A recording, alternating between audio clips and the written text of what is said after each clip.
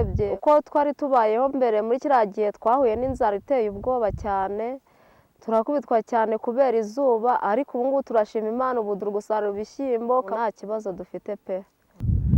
Leta yazanye imigozi, ya migozi barabanza bayinyanyagiza mu baturage, hanyuma turabanza umuntu akajya akuraho ikivimu kwe agatera, duhita duhindukira tuza guterana hano nk'itsinda, ariko ahantu haturamira nko kugaburira abana, ibijumba byaraturamiye cyane. Kiriya gihe hari ubuzima bubi ku muntu wese, ku buryo wageraga ku muntu ukanabirebesha amaso, urabona ahangaha nk'ahari uri kurebesha amaso udutsina twaho turi gusa neza, ariko insina zari zarumye, nta hantu na hamwe wabona utoragura ikintu. Rero muri icyo gihe baratugobotse, batuzanira ibyo kurya, batuzanira ibishyimbo, batuzanira ibigori, umuntu abona icyo abashisha gufashisha abana.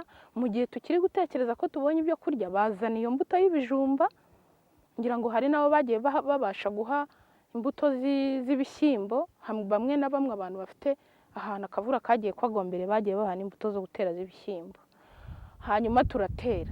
Rero igihe ibishyimbo n'ibigori bimaze gushira mu nzu, ibijumba biba bireze. Urumva hari icyo twashinza leta, barakoze, bagize neza, baraturamira. Twebwe ku bwacu ntago tuba tukiriho pe.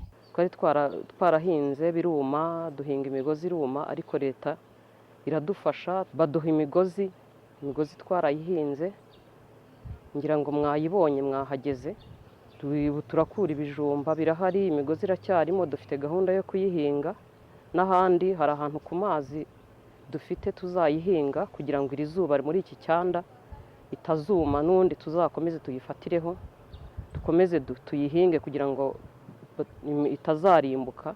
Nyuma yo kunganirwa kubona ibiribwa, leta yanakomeje no kubungana none kubona bimwe mu bihingwa birimo ibishyimbo, birimo imigozi y'ibijumba, birimo imyumbati, ndetse birimo n'imbuto y'ibigori kuri nkungane nk'uko bisanzwe.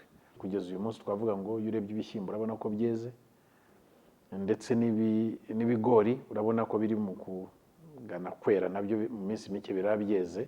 Ariko ubwo twaranabafashije n'ahagaragaye yenda imvura nkeya, byabaye ngombwa ko tunabunganira mu kuhira, kubafasha kubona mazutu ndetse na za moteri zuhira, twarabafashije no kuhira, babasha kuhira, bityo rero imyaka ukabona ko yeze.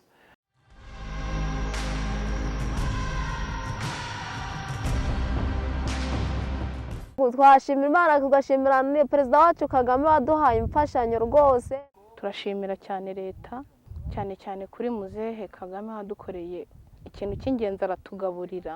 Turashimira ubuyobozi bwiza ko bwatubaye hafi, nta muntu wigeze asuhuka ngo ajye kure, kubera ko batubaye hafi, turahinga tureza. Ubu ngubu buri muntu wese aritunze, arya ibyo yejeje.